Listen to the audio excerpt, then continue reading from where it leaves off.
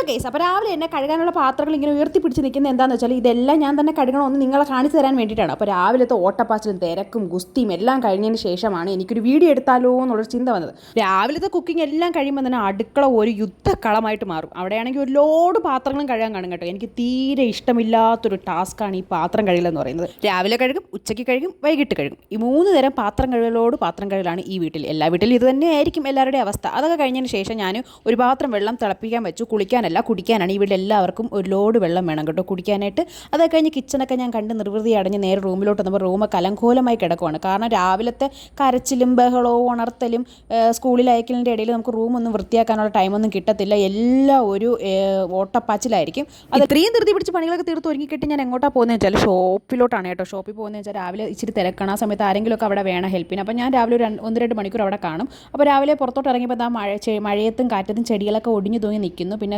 വാതിലൊക്കെ അടച്ചു പൂട്ടി നേരെ കടയിലെത്തിയപ്പോഴാണ് ഞാനൊരു കാര്യം അറിഞ്ഞത്. ഭയങ്കര സങ്കടമുള്ളൊരു കാര്യമാണ് കേട്ടോ. കാരണം ഞങ്ങളെ കടയിൽ രാവിലെ ഇറക്കി വെച്ച പാല് 5-6 ലിറ്റർ അടിച്ചു മാറ്റിക്കൊണ്ട് പോയിട്ടുണ്ടായിരുന്നു. അത് നോക്കാനായിട്ട് CCTV പോയപ്പോഴാണ് CCTVയിലെ മൗസ് കാണാനില്ല. ഈ വിഷമങ്ങളൊക്കെ മനസ്സിൽ വിചാരിച്ച് ഇങ്ങനെ ഓരോന്നും പറഞ്ഞ് എന്നാലും നമ്മളോട് ആരാ ഈ ദുഷ്ടത്തരം ചെയ്തതെന്നൊക്കെ ഇങ്ങനെ പറഞ്ഞ് നിന്ന് നമ്മൾ സ്നാക്സൊക്കെ അടുക്കി വയ്ക്കുകയാണ്. എന്തായാലും നമ്മൾ ആ കളനെ കണ്ടുപിടിക്കുക. അതിനുശേഷം ഞാൻ നേരെ പോയത് ഷോപ്പിങ്ങിനാണ്. കടയിലേക്കുള്ള സാധനങ്ങൾ പർച്ചേസ് ചെയ്യാനായിട്ടാണ് പോയത്. അതൊക്കെ കഴിഞ്ഞ് വന്ന് കടയിൽ വന്ന് ഓരോരോ പണികളായിട്ട് ചെയ്തുകൊണ്ടിരിക്കുകയാണ്. എല്ലാം കഴിഞ്ഞതിന് ശേഷം ഞാൻ കുറച്ച് കഴിയുമ്പോൾ ഞാൻ വീട്ടിലോട്ട് പോകും കേട്ടോ. അപ്പോൾ ഇച്ചിരി നേരം ക്യാഷ് കൗണ്ടർ നിൽക്കും. തിരക്കുള്ള സമയത്ത് അത്യാവശ്യ സമയത്ത് കാൽക്കുലേറ്ററൊന്നും കാണത്തില്ല കേട്ടോ. പിന്നെ അവസാനം ഫോണിലൊക്കെ എടുത്തിട്ടാണ് കൂട്ടുന്നത്.